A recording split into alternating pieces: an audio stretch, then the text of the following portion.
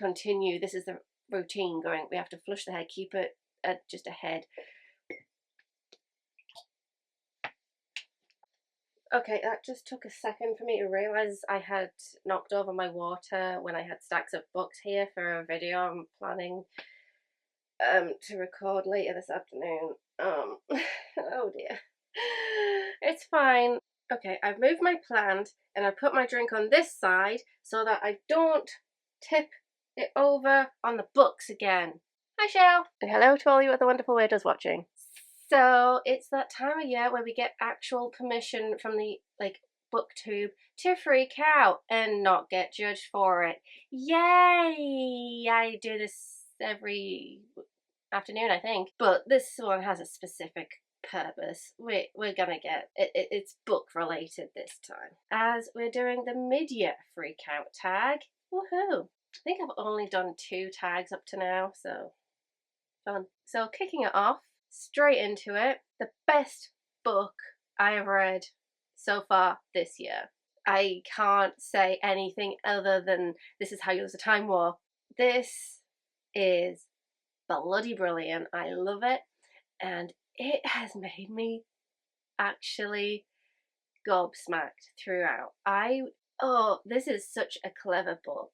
It is quite short but very sweet. It's basically just this lovely little back and forth between red and blue on the battlefield within the Time War, and it's set up and down time through different versions of time as things are happening, because there's different versions of events. Like, they even say maybe we know the same guy from the same thread, and there's different types of Atlantises as well. So that's an amazing setting, and just how funny these two are when they're corresponding, because they are from enemy factions, and this love story is a beauty. I normally hate romance, but this was done beautifully. I was so invested in this, and it was so good. I reread it immediately because I was left wanting so much more. It's so well crafted as a roundabout story. Brilliant. Next up is the best sequel I have read so far this year. Problem! I've read 1 sequel! Oh no! So, the only sequel I have read this year is Magic Study.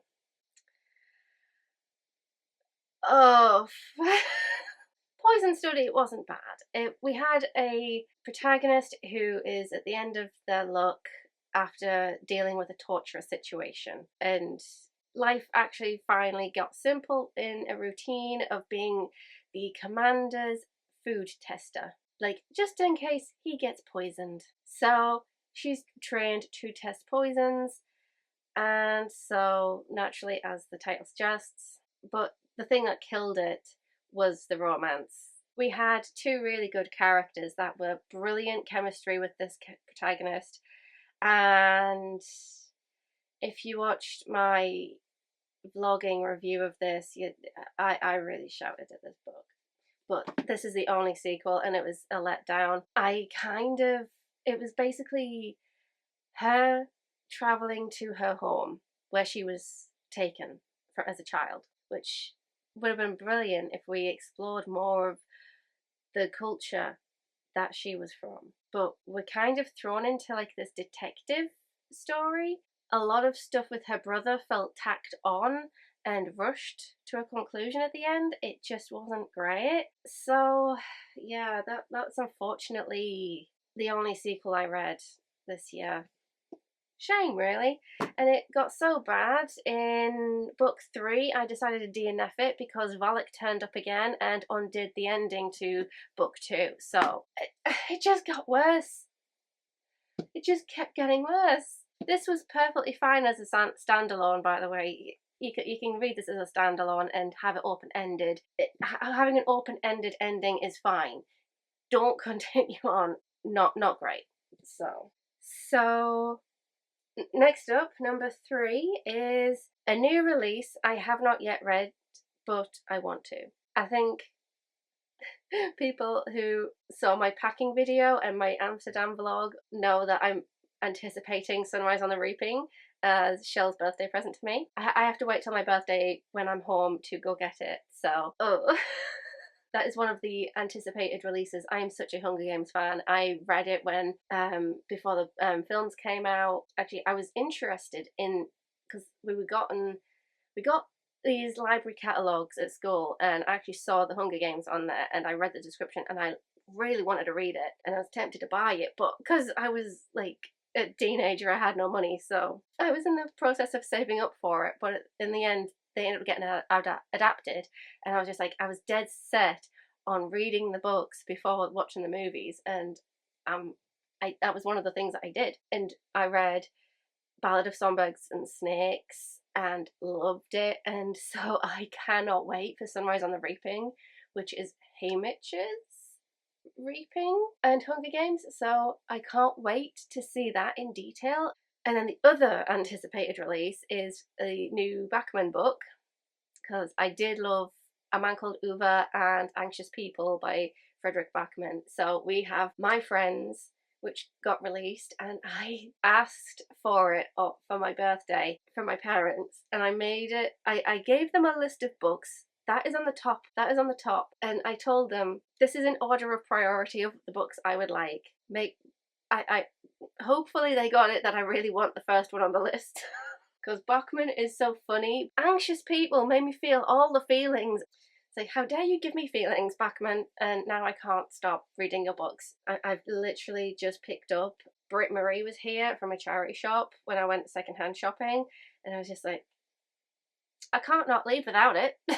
So now that he's released My Friends, I am like waiting for my birthday. Okay, so the most anticipated release for the second half of the year. The only way I find out about new releases is from other booktubers who do like most anticipated releases. But I thought, I'm going to look this up myself.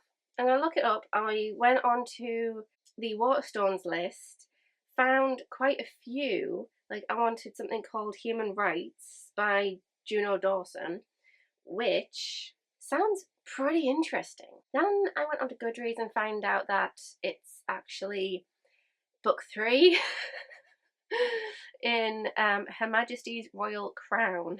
Yeah, so there's 4 books to this. Yes, I know it says book 3, but there's a prequel, which also sounds interesting. So now I'm just like gonna keep my eye out for this series. It's not an anticipated release, but I'm keeping my eye out for this series. Also, so Philip Pullman has released is going to be releasing book 3 of Book of Dust soon, which is a series. Again, I just bought this in a charity shop. You can still see the sticker on it, but it's fine. I remember a teacher in year 5 getting the whole class to read Northern Lights, and I loved it. I just wanted to get back into his Dark Materials since then, and I have it. It's just one of the things that, okay, there's this other series that's connected to his Dark Materials, and there's another book coming out this year. So that's kind of on my radar.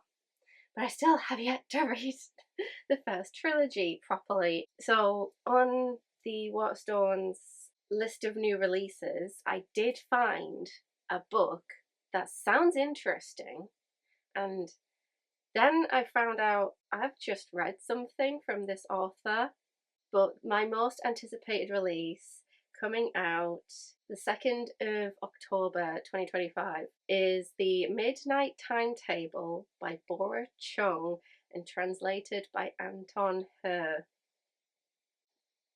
I've just read one short story and I'm intrigued because that short story was weird, and this book in a labyrinth. So in a labyrinthine, I really do not know how to say this word. So in a research facility where those who open the wrong door might find it's disappeared behind them, or that the echoing footsteps they are running from are their own. An unnamed protagonist begins their night shift under the watchful eye of the building's enigmatic senior guard, which each evening, as the fluorescent lights hum and the silence grows heavier, the guard shares another story of the cursed objects hidden behind security glass, of lives unspooled by vengeance, sorrow, or revelation. These tales are not mere ghost stories, they're warnings, lessons, or perhaps confessions. As the nights stretch on and reality frays, the protagonist starts to suspect that the building itself is alive with malevolent intent, that the objects aren't just cursed, but waiting, watching. Equal parts bone-chilling, wryly funny, and deeply political. The Midnight Timetable is a masterful work of literary horror from one of our time's greatest imaginations. I am sold, and I'm very much going to keep my eye out for this when it releases. It might just be my Christmas present. It's an October release, so a Christmas present is going to have to, it's going to be on my Christmas list. Definitely, 100%. Can't wait. But those are the release questions. Next up, number 5 is the biggest disappointment of the year so far, and I'm going to go with Secrets of the Little Greek Taverna. I DNF'd this before I even got to chapter 5. Chapter 5 is usually where I decided I was going to get up to before deciding to DNF it. But I didn't even get that far.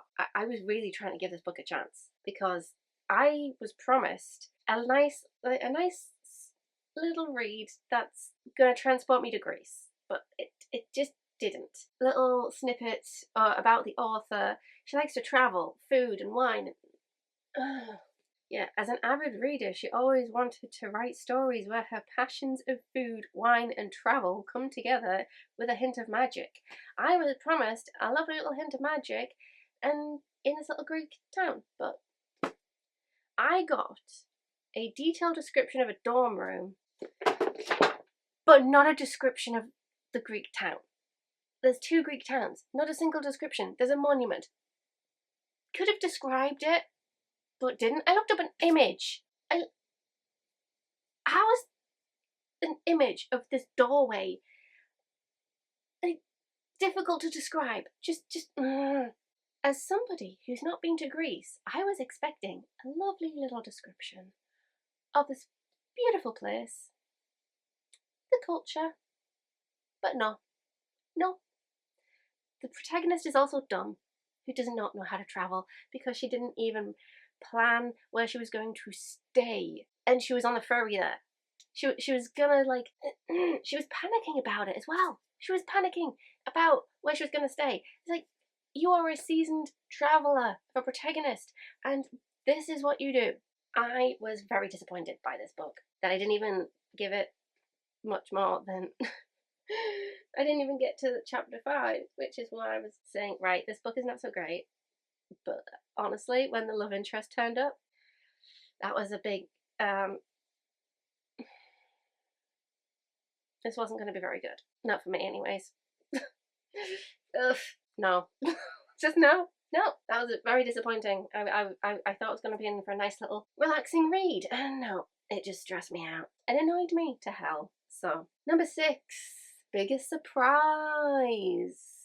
So I picked up this little penguin classic book of Edgar Allan Poe's The Telltale Heart. Definitely a surprise, but so it's a bind-up of 3 little stories. We've got The Telltale Heart, The Fall of the House of Usher, and The Cask of Amontillado. Sorry, my brain just decided to not work for a second. It's fine. The first story was brilliant, but the second one, I'm going to say the biggest surprise is in the second one, mainly because I was so bored. I was very bored, and then about the end, when things started happening, that's when it got me. That ending was brilliant. It just had the lead up was terrible. So it was a nice surprise to have a nice horrific end when, just these 2 men are in a room and dead sister decides to just appear at the doorway. That whole scene, brilliant. What was with the build up though? So that scene was brilliant. That scene was a good surprise. brilliant. I have not really much to say about the cask of. I don't really have much to say about the third story in there, but ending of that second one was a big surprise. So there we go. Number 7, new favourite author or favourite new author, debut or new to me. I'm going to go with Ursula K. Le Guin. Rockannon's world feels like a fantasy, but it's sci-fi in the whole scope of what's going on. And I'm just blown away by it. It's incredibly fascinating. And so I cannot wait to discover more of Ursula K. Le Guin as I finish the bind up of 3 stories here. So after Rockannon's world, it's Planet of Exile and City of Illusions, and I can't wait to dive in. The writing style is a little tricky for my dyslexia to catch on, but when I do, it's brilliant. I love it. And just being shocked by the prologue. The prologue, I had to put the book down just to stare at it in sheer awe and disbelief of just what. Oh, also just the world building of this world is brilliant and exquisite, and I can't wait to continue with what else she does. And yeah, I am blown away by Ursula K. Le Guin at the minute. So new favourite currently, but I suppose we'll see if it holds the more I read, I guess. But yeah. Oh boy. Number 8 is new fictional crush. I'm just gonna pass for this one. I just don't see the appeal of fawning over people that aren't real. But whatever floats your boat, I'm not gonna judge. Number 9 is newest favourite character. I don't seem to have a favourite character either, because a lot of the characters I've been reading in short stories as well as other books have been flawed in a way that makes me not particularly like them to a way that they would be my favourite character. They are interesting characters, to say the least, and I enjoy reading them, but I just don't.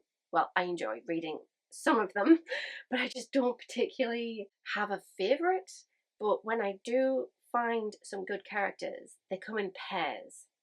Like in Poison Study, we have Ari and Janko. These two are hilarious and amazing, and they even have really good chemistry with everybody around them, and I love them. They are brilliant. We have Red and Blue, brilliant characters, and they come in a pair. Like, each to their own have their different strengths, and they bounce off each other brilliantly. And so I don't have a favourite character, but I do have my 2 favourite pairs of people that are brilliant together. So I'm hoping eventually I will have that one solitary favourite character that steals the show, but yeah. Okay, a book that made me cry. I've got to backtrack here because there's only one that made me cry, and I keep holding this book. I keep holding this book up, but this book made me sob. I had to put it down just to finish crying, and then just yeah. Oh, I loved it. I loved it. I think I also cried with Eve Green. It has been a minute since reading it, so it's not fresh in my brain compared to the other standout books, because this is more of a one that you can't remember reading, but you remember the story imprinting itself into your brain type of thing. So I don't remember if I cried, but I was definitely shook by it. Yeah, just so that I'm not constantly saying this is how there's a time war with every single one of these, I'm gonna insert Eve Green. It is about a raw look on childhood and how this particular child and how Eve herself has lost her mother, and how that grief has just changed her life, and how she's approaching things now. And because her world has changed, she's no longer living in a city but rural Wales, and it is incredibly heartbreaking what happens when she feels like she deserves what happens to her, even though it happened in just a blink of an eye, and very, very quickly what happened, it actually says it happens in seconds, but she bolted and she just, oh, it is heartbreaking when she's just letting herself be told off. She's no longer shouting back, and that was rough. Yeah, so that definitely, if because I can't remember actually if I cried or if, but I know I cried internally. 100%. Ouch. Just ouch. A book that made me happy. Don't pick up This Is How You Lose a Time War. Don't pick that one up. I'm going to pick up The Worst Witch. This is just a happy little nostalgia trip for me. I watched the adaptations growing up.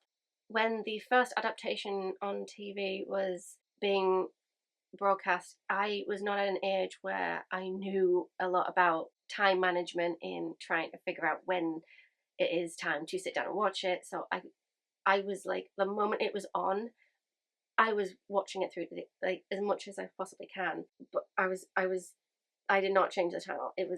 That was what I wanted, and I wanted to keep catching it so that I could watch more of it. But because I was so young, I didn't understand TV programming. And when I grew up a bit further, I think it was when I was a teenager that the second adaptation came out, where it was Mildred's cousin Hetty, and so I just reading this book was just really nice and just a happy little childhood nostalgia trip for me. Yeah. Number 12 is the most beautiful book I've bought so far this year. Okay, so I have a book buying ban in place to help me like just control my TBR, because I have an entire shelf behind me that needs reading. Unfortunately, that's not worked very well. Oh. No, it's not worked at all. It's not worked at all. So, I bought this book specifically because it's beautiful, and that is Winterkeep. It is gorgeous. There is a fox and a ship wheel, and it is just gorgeous. This is a pretty cover, and it's shiny. And then I got it home, looked it up to see if it's part of a series. It is, because it's very difficult to tell. This is book 4. I seem to do this thing where I find a book interesting, find out I can't start with it, and I have to go and hunt for book 1. So that's fun. But the book cover itself was brilliant. I also bought it because Winterkeep is a land of miracles, a democratic republic, a place where people speak to telepathic sea creatures and adopt telepathic foxes as pets. So yeah, I'm going to be very interested in the series. Like, even if I don't like book 1, I might just read this one just because of the telepathic sea creatures and foxes. Number 13. What books do I need to read by the end of the year? Oh god, there is no other answer other than the Farseer trilogy. I read book 1. Oh no! It's official, I've lost the dinosaur. Oh no. Pretty sure that's the beginning of a horror story right there. But I read book 1 back in December, and I still haven't gotten around to it. I think just the sheer size of these things is a little off-putting, and I really wanted to get to some of the books. So yeah, I really need to get to the end of this. I need to finish this trilogy. I'm excited for finishing this. I'm excited to get back into Robin Hobb's beautiful writing style. The world building was interesting. I can't bloody wait to see the conclusion to the red ships. Maybe if it's this series or the next one, but I want to know more about the red ships. These red ships are one hell of a deal. Like, in book 1, we got the threat of these ships coming in to a town, like killing and kidnapping people. And the weird part was the king was ransomed. Either we get money or we give your people back, which is unusual. Normally you would want to pay people to get your people back, but this is no, if you pay us, we won't give your people back. And then we see why. We see why. They have been changed, and not for the better. Oof. It is very interesting and scary, and I want to know more. I want the conclusion. So, I mean, the other stuff that was happening in this book was also pretty interesting, but I can't wait to get into it. I have to finish this before the end of the year. I've just been putting it off because I think that's just a lot of pages. But yeah, that's the end of the tag. Oh, I think next week I'm going to be doing my wrap up because it's the end of June. But yeah, that was the mid-year freakout tag. I would be very interested to know if anybody is got their eye on another book that's being released in the second half of the year or already has been released this side of the year. More pigeons.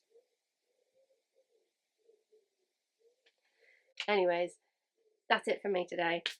My outro was taking so long, my battery died. I can blame the pigeons for that.